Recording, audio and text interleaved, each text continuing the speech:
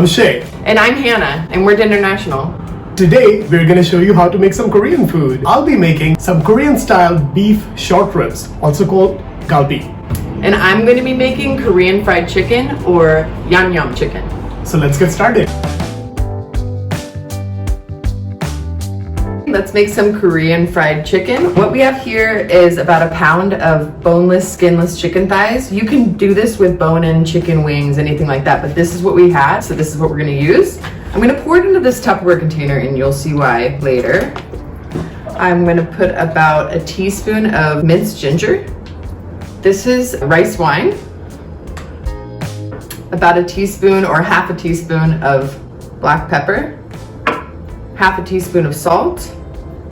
I'm gonna give this a nice stir with this spoon here. Mix it all together. You're probably not gonna evenly coat the meat completely, but it will in just a minute. This is 1/3 of a cup of cornstarch. This is gonna make the chicken very crispy. I'm gonna add half of it in now and give this a nice shake. Make sure it's closed or you're gonna have a mess to clean up. I've never shaken a chicken this hard. Okay, let's see how it looks. Looks good. Now I'm gonna add another half of the chicken. Add the other half of the cornstarch. Shake again. And you can just shake this for, as long as your favorite song or... All right, and it's looking pretty coated. I'm sorry, it just looks so...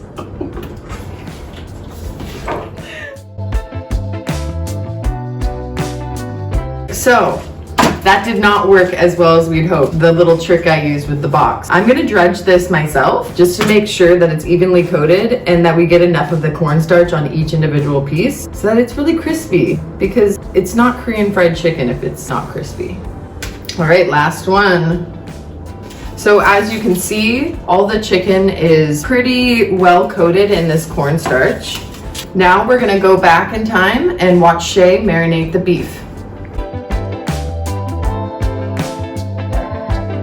Alright, let's talk about the meat. So what I have over here is Korean cut short ribs, and they're called flanken cut as well. So what I'm gonna do over here is put all of these in this container, and then I'm gonna pour some sugar on meat. That was a little bit funny, wasn't it? This is like 1 cup of packed brown sugar. So I'm just gonna massage this sugar onto the beef and put it aside while I make the rest of the marinade. This marinade is really simple, you guys. I actually used to purchase it in containers, but now I don't need to do that anymore because I figured out how to make it on my own. So this is like 1 medium onion. We have 1 small Asian pear. This is actually fairly easy to find. We can find it in most Asian grocery stores. I have 8 garlic cloves. I should get a bigger food processor. I have 1 cup of soy sauce. It seems like a large quantity, but we have like 5 pounds of beef, so we kind of need that. And I have some MIRIN over here. It's like a 1/4 cup. And this is an optional ingredient. I like my ribs a little bit spicy, so this is some Korean chili paste, GOCHUUANG. If you don't have that, you don't even need to use it. Honestly, this recipe doesn't really call for anything spicy, but if you like a little bit spicy, put some cayenne pepper in it, or like some Thai chilies or whatever. You should never let the lack of 1 ingredient stop you from cooking all this delicious food. This thing is really sticky. And I have 2 tablespoons of sesame oil. This might sound like a lot, but like I said, 5 pounds of beef. So I'm just gonna go ahead and blend this real quick and see where we're at. Alright, so I'm just gonna mix all of this stuff around and make sure that this gets into like all the nooks and crannies. Almost forgot, some freshly ground black pepper. Well, that's it. So I'm just gonna cover this in a cling wrap and put it in the fridge overnight. Minimum of 4 hours is enough, but I highly recommend like an overnight soak.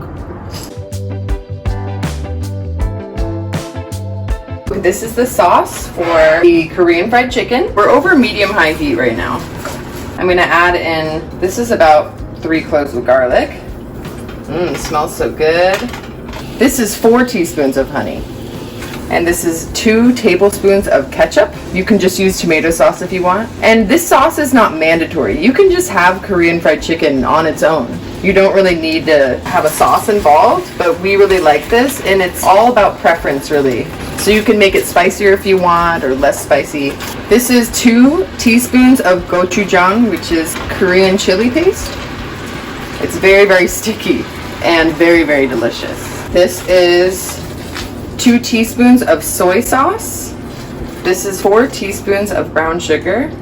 This smells so good. Can't wait to eat it. And I'm gonna add some sesame oil and turn off the heat. Now I'll set this aside and have Shay cook the short ribs and show you how to fry the chicken later. One of the best parts about Korean barbecue is the fact that you get to make it yourself. So you can set it according to your own desired doneness. Our meat has been marinating for the last 24 hours, approximately. I'm usually not a fan of raw beef, but then this smells good enough to eat right now. What I'm gonna do is scrape off most of the marinade and just put it directly on my grill. And you know the drill. Of course, we use this grill a lot to do our cooking, but that's because we don't have a charcoal grill. If you have one of those, do that. Or if you're lucky enough to have one of those Korean barbecue setups, do that. So the reason why I'm getting most of the marinade off is I want it to avoid burning, and I want to get like a nice sear. We have a lot of these short ribs over here, so we're gonna have to do this in multiple batches. But while we do that, how about we go back in time once more and have Hannah show you how to pickle some daikon. All right, so I'm going to be preparing the pickled daikon. This is a daikon radish, and you can use Korean radish if you can find it, but I couldn't find it. First, I'm gonna peel this, and then I'm gonna dice it into small cubes.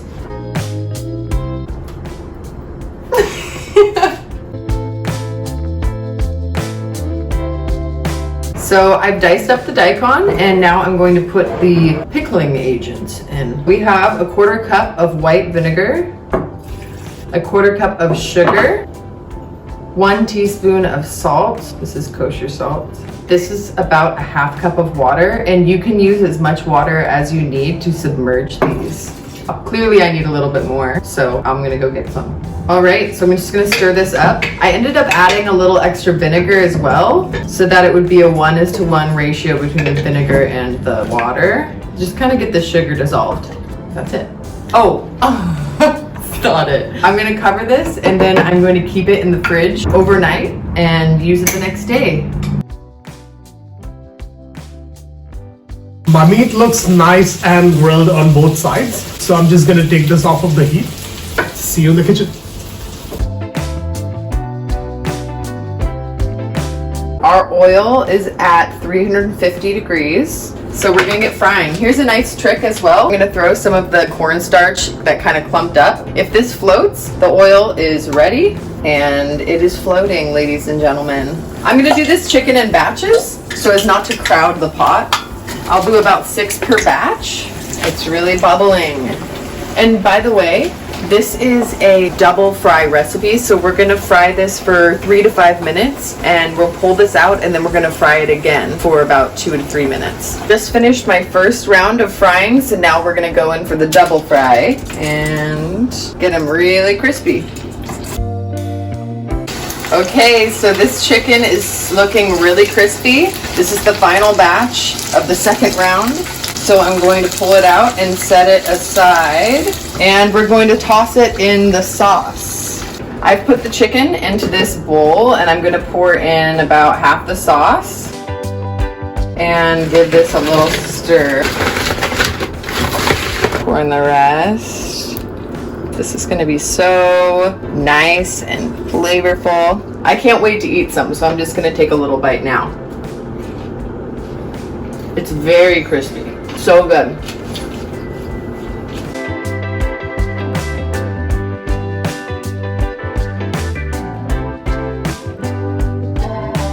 All right, let's eat.